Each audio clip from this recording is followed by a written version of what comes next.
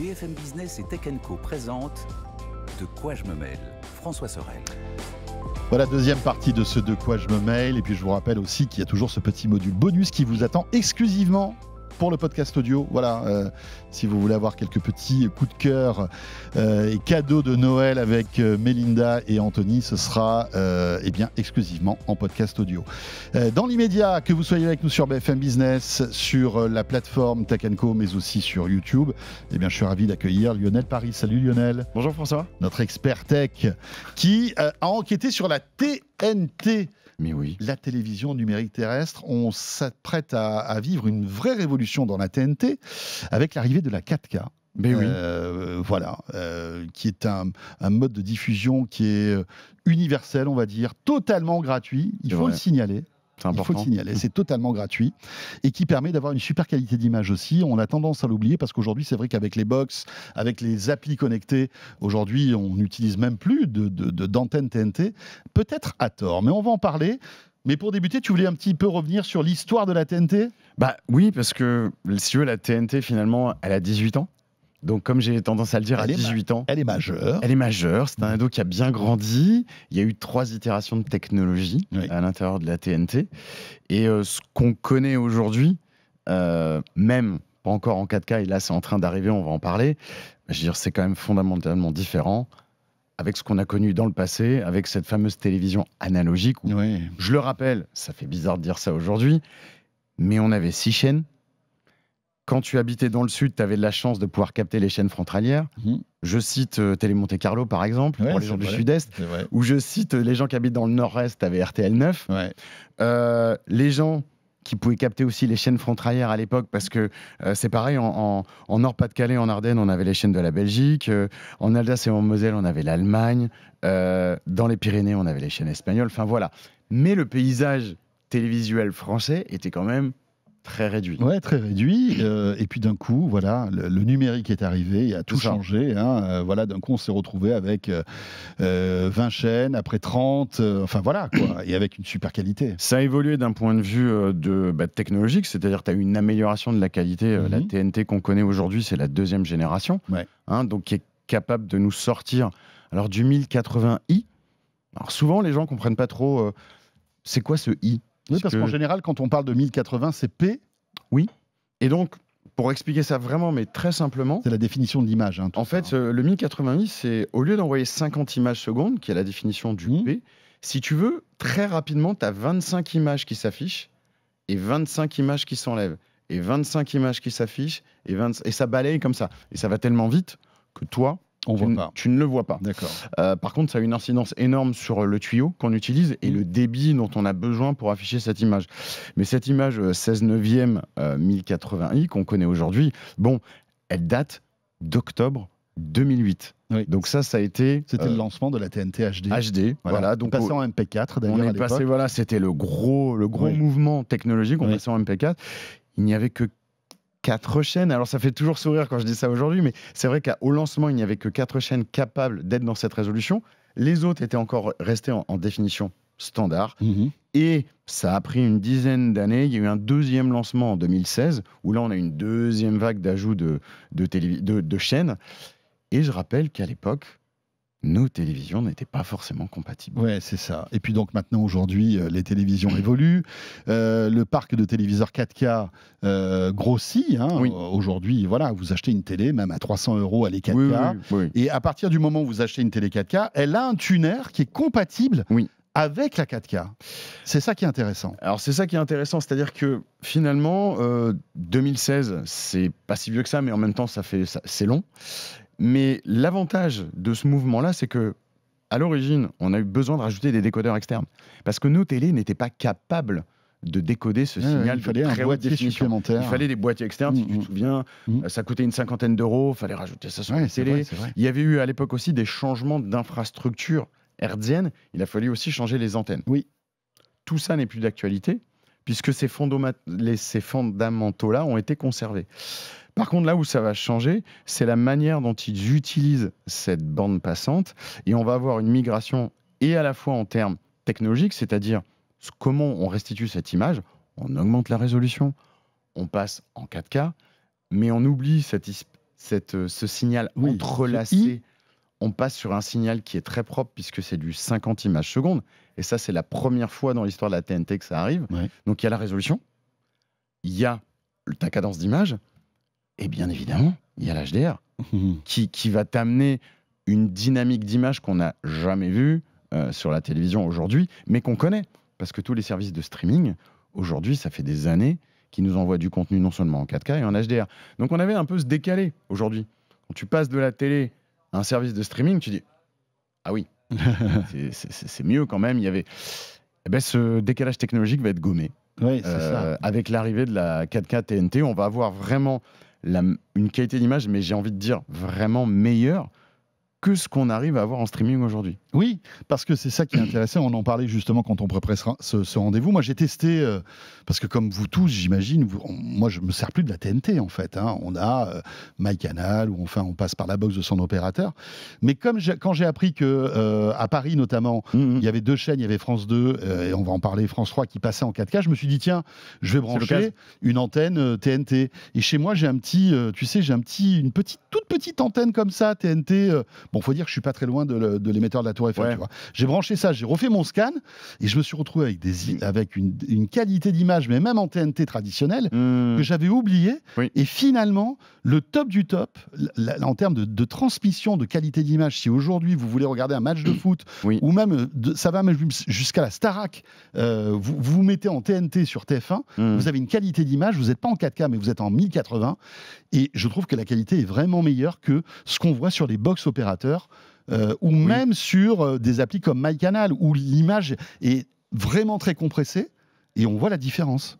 Je pense qu'il y a une belle maîtrise déjà dans la TNT HD, donc celle qu'on utilise actuellement. Il y a une très belle maîtrise de la compression MP4. Ouais, c'est ça. Et il y a un historique qui fait que vraiment, il y a une image qui est léchée, qui est fine et qui sort très très bien. Mais là, pour donner un ordre d'idée, ce qui a été annoncé récemment, c'est qu'en termes de débit, aujourd'hui, le tuyau qu'ils vont utiliser, en utilisant donc un codec qui est différent, parce que là, on vient de changer de norme, on va passer en DVB, qui est la norme de télévision de diffusion, en T2. Et donc cette norme-là, aujourd'hui, dans l'appel d'offres qu'a fait partir France 2 et France 3, le débit demandé, c'est 35 MB. Pour te donner un ordre d'idée, un flux stream aujourd'hui, c'est 25. Donc déjà, tu vois, on part avec un débit, qui est un tuyau qui est 10 MB plus grand. Oui. Avec une technologie de compression qui est très récente, qui est le HEVC, qui est connu dans le monde de la 4K et de la très haute définition. Si tu associes cette compétence que la France a sur cette diffusion, plus ce codec, plus le débit, c'est évident qu'aujourd'hui, la qualité qu'on va avoir l'année prochaine, et il faut remercier les JO, parce que clairement, ça a été l'accélérateur de tout. Ça a été ce qui a déclenché tous les derniers mois. Là, il y a eu une succession jusqu'à le 11 décembre. France 2 UHD et France 3 UHD. Tout ce qui vous reste à faire, si vous voulez tester, c'est prendre la télécommande de votre télé, faire une recherche de canaux, et vous allez trouver 2 chaînes qui sont la 52 et la 53. Et qui sont en 4K. Qui sont en 4K. France 2 va rester en 4K natif avant les JO, pendant les JO et a priori même après les JO. France 3 fera de l'upscaling de définition. Donc il y a deux choses qui vont se passer en simultané. Ça ne veut pas dire qu'on va passer du jour au lendemain toutes les chaînes de la TNT en 4K, ça c'est pas vrai.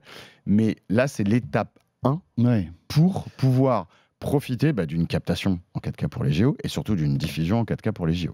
Ouais, donc ça veut dire que les JO seront diffusés gratuitement sur France Télé en 4K. Oui. Et ça, c'est top quand même. Et comme le disait, il y a les contraintes fortes qui sont liées à la captation d'images qui sont rapides en mouvement.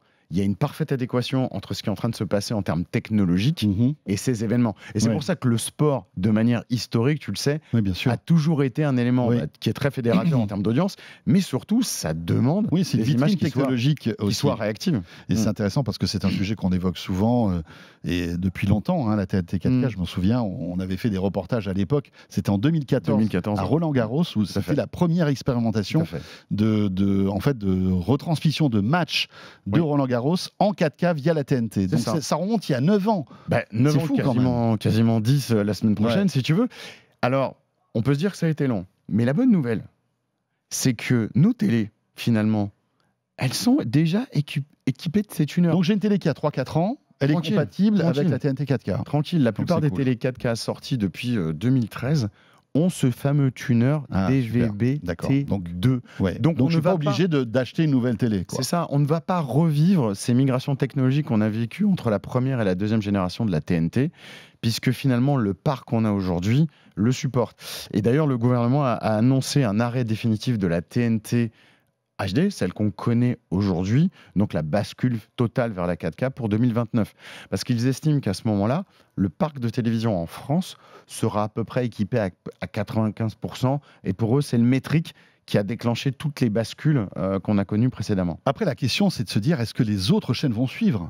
Est-ce que TF1, M6, notre groupe, Altis Media, BFM TV, RMC Découverte et RMC Story, c'est prévu déjà, vont passer en 4K? Il y a un calendrier de déploiement. Alors, tu te doutes bien qu'il y a plusieurs étapes parce qu'il faut moderniser la partie transmission. Parce que la partie transmission, les fameux multiplex, si tu veux, ont besoin d'être modernisés. Ils ont aussi besoin d'obtenir une fonctionnalité, le mot magique de la TNT 4K, ça s'appelle HD Multicast. C'est-à-dire aujourd'hui, là, on a France 2 en HD et France 2 en UHD, mais il faut passer sur le canal 52. Dans un futur très proche, donc avant les JO. Ça sera automatiquement. Wow. T'imagines technologiquement, c'est-à-dire que tu vas te mettre sur France 2 et automatiquement ta télé, il va détecter la capacité de ta télé, il va passer en 4K ou en HD. Génial. C'est vraiment. Et ça, c'est avant les JO? C'est annoncé avant les JO. Elle aurait dû même être disponible pour le test qu'on est en train de voir, parce que clairement, ce que vous avez aujourd'hui, c'est un test, même si la diffusion, elle est réelle, elle est là, mais c'est un test grandeur nature. On a eu des tests depuis 3-4 ans. Tu avais ces fameuses chaînes test UHD 1 et 2, mais qui ne diffusaient pas des programmes de télévision, mais des bandes annonces, si tu veux. Mais pareil, dans des qualités de diffusion, ça te donnait une très bonne idée que le rendu allait être très sympathique. Ça, c'est pas mal. En revanche, tu disais, il suffit que je prenne ma télécommande et que je fasse un refresh. Détection des chaînes. Mais est-ce que c'est partout en France qu'on aura cette TNT 4K? Alors, étape numéro 1, 11 décembre, c'est vraiment Paris et région parisienne. Désolé pour les provinciaux qui nous écoutent, mais il y a un calendrier de déploiement où tous les mois, parce qu'il y a quand même 2200 émetteurs en France, donc les 2200 émetteurs hertziens en France de la télévision vont devoir petit à petit être tous mis à jour. Bah oui. Donc ça veut dire que d'ici les JO, parce que les JO c'est demain, alors ça arrive en juillet, on va dire que la majorité des Français pourront recevoir la 4K via la TNT gratuitement. Oui, il y aura une pour les JO, donc à partir du 26 juillet, tu auras ça partout en France sur ces deux canaux-là, pas de problème. Et le 70% est annoncé au premier trimestre. Donc là, on démarre, premier trimestre 70. Donc là, ça va aller très vite. Ça va booster là. Ça va aller très vite, mais je trouve que c'est là, pendant les fêtes de fin d'année, faites un scan de chaîne. Si vous êtes à Paris, en tout cas dans la région parisienne. Ça vaut le coup de tester. Vous verrez les émissions du Prime avec une qualité que vous n'avez jamais vue. Et la télévision, n'oublions pas que c'est beaucoup plus économe. Alors tout le monde est très sensible à ce sujet cette année. La TNT, c'est quand même beaucoup plus économique en termes de consommation d'énergie, bien sûr, que lorsque tu allumes ta box ou lorsque tu utilises un boîtier externe. Donc, du coup, tu n'utilises qu'un seul produit qui est ta propre télévision, qui est relié à un réseau. Et puis pas de problème de congestion, etc. Le broadcast, rappelons-le, c'est un émetteur, tu captes un signal et puis tout le monde a la même qualité. C'est linéaire. Il y a une personne ou 100 millions, ça marche de la même manière. Voilà, donc c'est économe. C'est durable, c'est gratuit, tu n'as pas besoin d'abonnement. Et voilà, et franchement, pour l'avoir testé, c'est sans doute la meilleure qualité qu'on peut avoir aujourd'hui. C'est fou, on disait la TNT enterrée, peut-être pas si vite que ça. Je crois pas, non. Pas si vite l'avoir vu, moi, je peux vous dire, allez-y, c'est sympa. Et puis la prochaine étape, et ça commence aussi, c'est la radio, qui est numérisée de la même manière avec le DAB+, etc. Tout à fait. Et les radios et les chaînes qui s'enchaînent un peu partout avec une couverture qui augmente très très vite. Merci Lionel, passionnant ce sujet. Voilà, si vous êtes dans la région parisienne, si vous avez une télé récente, faites un petit scan pour voir ce que ça donne France 2 et France 3 en 4K, ça vaut vraiment le coup. C'est ça. On voit vraiment la différence. Merci. Merci, bonne fête de fin d'année à tous et joyeux Noël. Voilà, ce de quoi je m'appelle est terminé. Encore une fois, très bonne fête à vous. Et puis si vous êtes avec nous en audio, on se retrouve avec le retour d'Anthony et Mélinda pour le module bonus. À très vite et on sera de retour pour vous tous tout début janvier pour le retour de quoi je me mêle. Salut à tous. De quoi je me mêle sur BFM Business et Tech & Co.